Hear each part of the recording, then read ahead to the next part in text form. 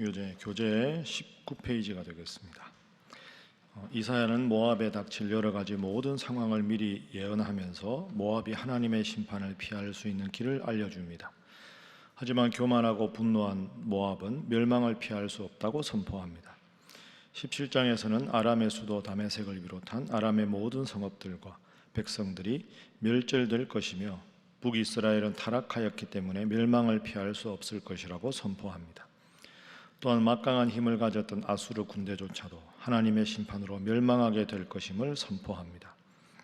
18장에서는 남유다를 찾아온 구스 사자들에게 안심하고 고국으로 돌아갈 것을 권면하고 있으며 여호와의 심판을 받아 파멸한 아수르를 본 구스 사람들이 예문을 가지고 여호와의 전이 있는 시온산으로 나올 것임을 예언합니다.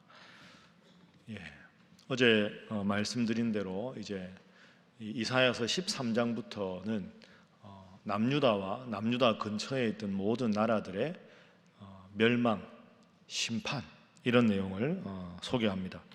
오늘은 16장에 보면 이웃에 있는 아주 자주 나오는 모압에 대한 하나님의 심판, 17장에서는 17장 1절에 다메섹 이렇게 나옵니다. 다메섹이 아람의 수도입니다.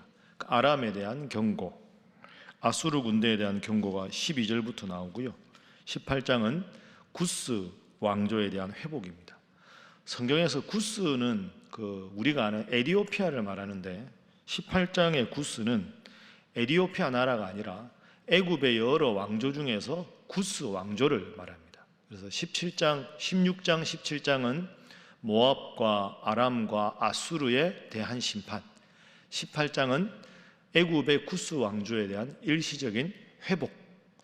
왜 심판이 아니라 회복인가? 그건 좀 이따가 살펴보겠습니다. 자, 16장에는 모압에 대한 하나님의 경고입니다. 하나님께서 16장 4절에서 모압에게 이렇게 말씀하셨습니다. 나의 쫓겨난 자들이 너와 함께 있게 하되 너 모압은 멸절하는 자 앞에서 그들에게 피할 곳이 되라. 도망쳐 오는 사람들을 피할 수 있도록 모압이 제공하라 이렇게 말씀을 하셨습니다. 그런데 모압은 어떠했느냐? 자, 16장 6절 말씀입니다. 6절 함께 읽어봅니다. 시작. 우리가 모압의 교만을 들었나니 심히 교만하도다. 그가 거만하며 교만하며 분노함도 들었거니와 그의 자랑이 헛되도다. 아멘. 이 이방 나라들이 하나님 앞에 심판을 받는데 가장 대표적으로 나오는 죄악이 교만입니다. 교만. 그 지금 6절에도 4절에서 멸절당하는 자들이 피할 곳이 되라 하고 하나님이 말씀을 하셨는데 모압은 그 명령을 따르지 않습니다. 왜? 6절에 보면 우리가 모압의 교만을 들었나니 심히 교만하다. 그가 거만하며 교만하며. 거만하고 교만은 비슷한 말이죠. 그러니까 교만, 심히 교만, 거만, 교만. 모압이 심판받은 이유는 교만하기 때문입니다. 그래서 첫 번째 오늘 본문의 교훈은 우리가 가장 경계해야 할 것은 교만이다 하는 것입니다. 교만한 것. 자주 나오는 죄가 교만이죠. 너는 나 앞에서 교만하였다.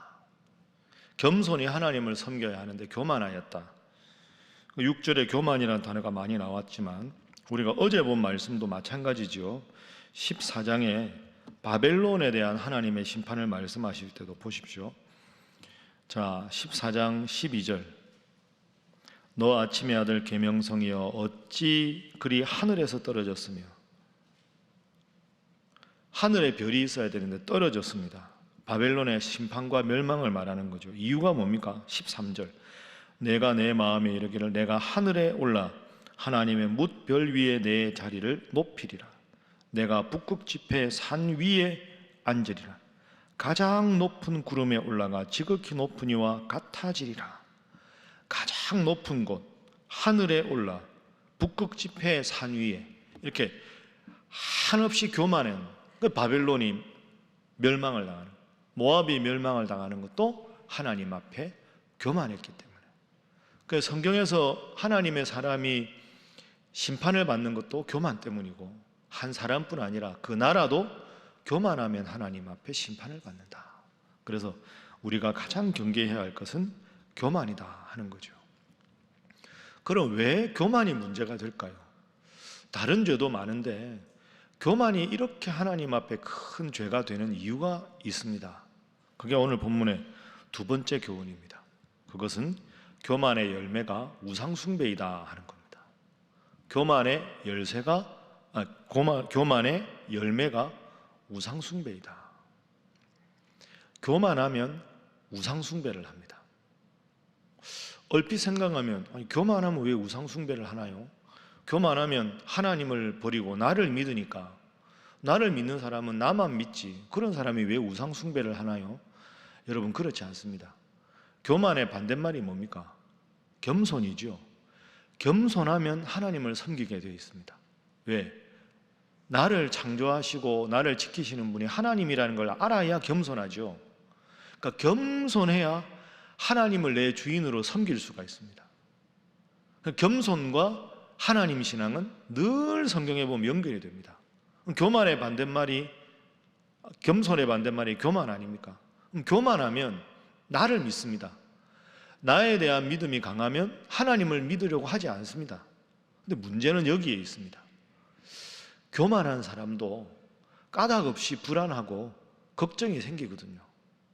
교만해서 많은 것을 이룬 것 같아도 홀로 있을 때 내가 지금 잘 살고 있나? 내가 지금 이렇게 사는 게 바른 것인가? 이렇게 살다가 어느 날 병 얻어서 누워버리면 이게 다 누구 것이 되나? 근본적으로 내가 죽으면 이게 무슨 의미가 있나? 교만해도 내 마음속에 까닭없이 생기는 불안, 걱정, 근심, 허무함, 이건 해결할 수가 없습니다.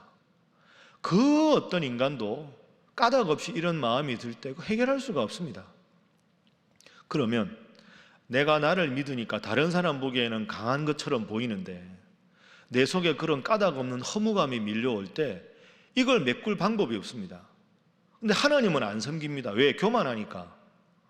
그때 섬기려는 대상이 우상이 되는 겁니다. 그래서 교만은 마음속의 죄악이고, 교만의 마음속의 죄악이 겉으로 드러나면 우상숭배가 됩니다. 그래서 우리가 지금 바라보는 바벨론도 교만했는데 우상숭배했죠. 모압도 교만했는데 우상숭배하는 겁니다. 여러분, 이걸 깊이 생각하십시오. 우상숭배가 하나님 말고 다른 신을 섬기는 것만 우상숭배가 아닙니다. 하나님보다 더 중요한 뭔가를 섬기면 그 사람도 우상숭배인 겁니다. 하나님보다 돈이 중요하고 하나님보다 다른 게 중요하다. 그러면 그 넓은 의미에서 우상숭배가 되는 거죠. 우리가 16장 6절 아까 제가 봤죠. 모압에 대한 교만을 아주 많이 말씀하시는데 그 결과를 보십시오. 16장 12절. 자, 16장 12절 함께 읽습니다. 시작.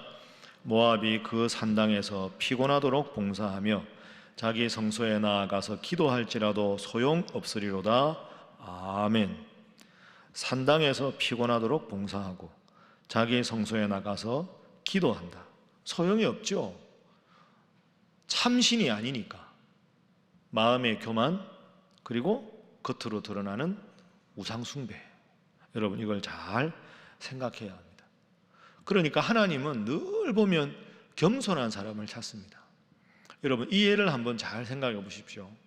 지금 우리가 이사야서 읽기 전에 열왕기 상하를 읽었는데 하나님 보시기에 기준이 되는 인물이 다윗입니다. 다윗의 길로 행하여 다윗의 길과 같지 아니하여 이렇게 돼 있죠. 그런데 다윗을 우리가 잘 알고 있습니다. 다윗이 언제 범죄를 저지르고 언제 타락했느냐? 목동일 때가 아닙니다. 다윗이 이세 8번째 막내 아들로 태어나서 목동으로 있을 때는 죄 지은 기록이 없습니다.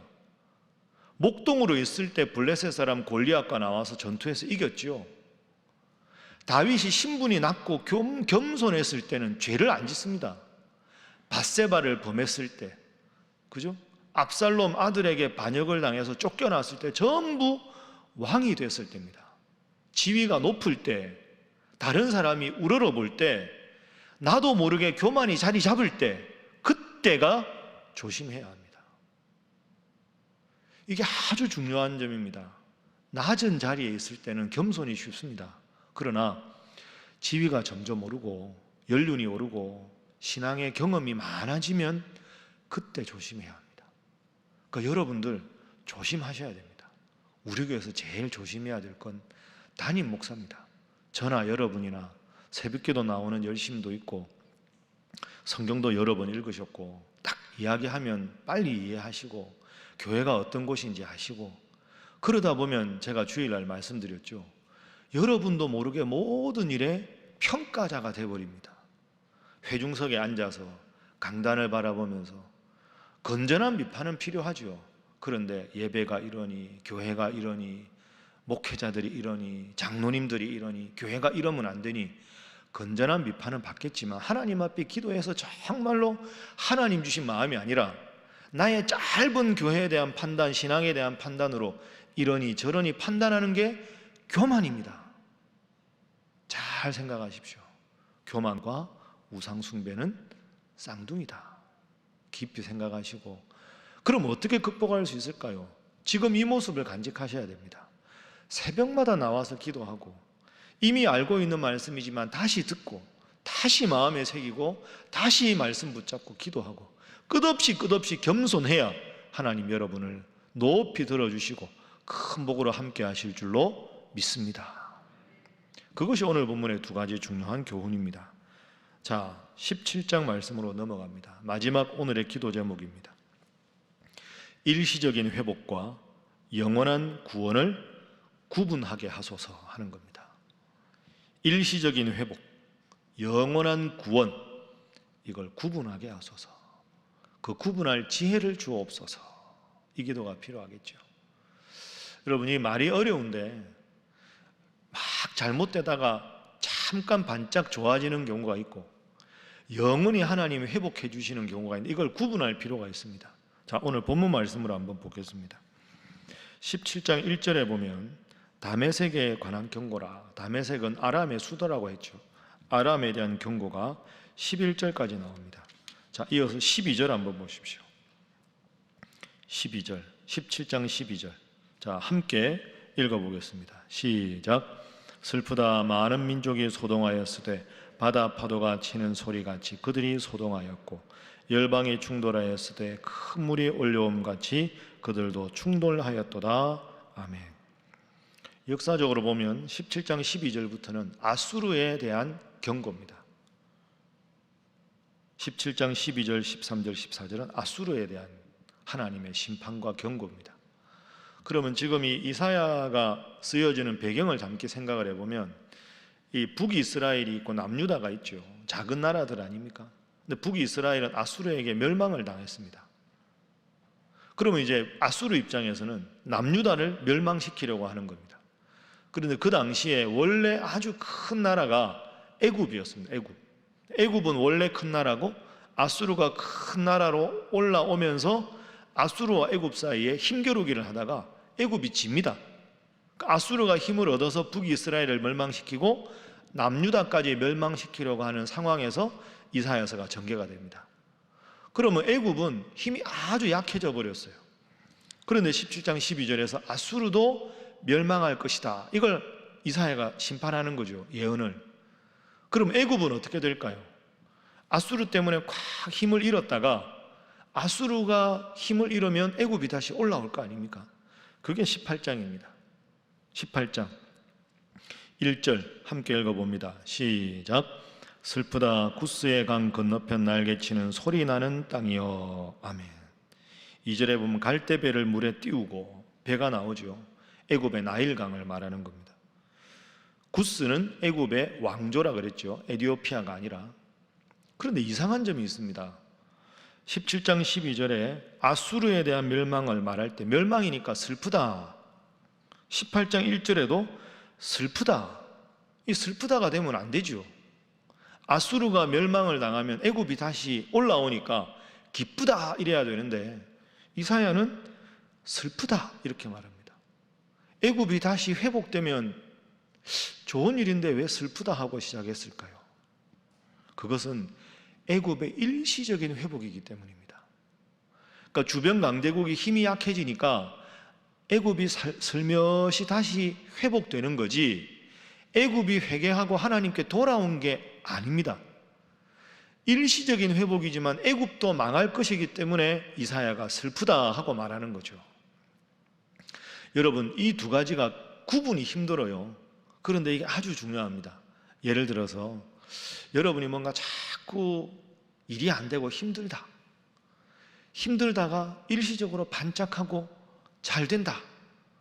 이야, 이제 하나님이 복을 주시려나 보다, 이제 잘 되려나 보다, 이런 기대감은 좋은데, 그 기대감과 더불어 성경이 말하는 건 겸손하게 더 기도하고 하나님을 의지해야 되는데, 좀 회복된다고 해서 기도 안 해도 회복되네, 말씀 안 읽어도 회복되네, 내가 이제 뭔가 잘하는가 보네, 이러고 일시적인 회복을 보고 하나님 앞에 겸손하지 않으면 그건 영원한 구원이 아니라는 겁니다. 그래서 애굽의 회복에 대해서 이사야가 슬프다 이렇게 말하는 겁니다. 항상 겸손하고 항상 기도하고 항상 하나님 앞에 바로 서야만 하나님 큰 복을 주시는 줄로 믿습니다. 그래서 설령 하나님이 여러분을 보시고 일시적으로 조금만 회복시켜 주시려고 하고 잘 되도록 오랫동안 잘 되려고 하는 게 하나님 뜻이 아니어도, 여러분이 그런 상황이어도 조금 회복시켜 주셨는데도 하나님께 감사하고 더 기도하고 더 매달리면 하나님이, 야, 내가 조금만 회복시켜 주려고 했는데 저렇게 겸손하고 저렇게 기도하니 이 기회에 더 큰 복을 줘야 되겠다, 그렇게 해서 하나님 마음조차 바꿀 수 있는 그런 여러분 되시기를 주님 이름으로 축복합니다. 말씀을 정리하겠습니다. 무수한 열방들이 심판을 당한다. 무엇 때문에? 교만 때문에.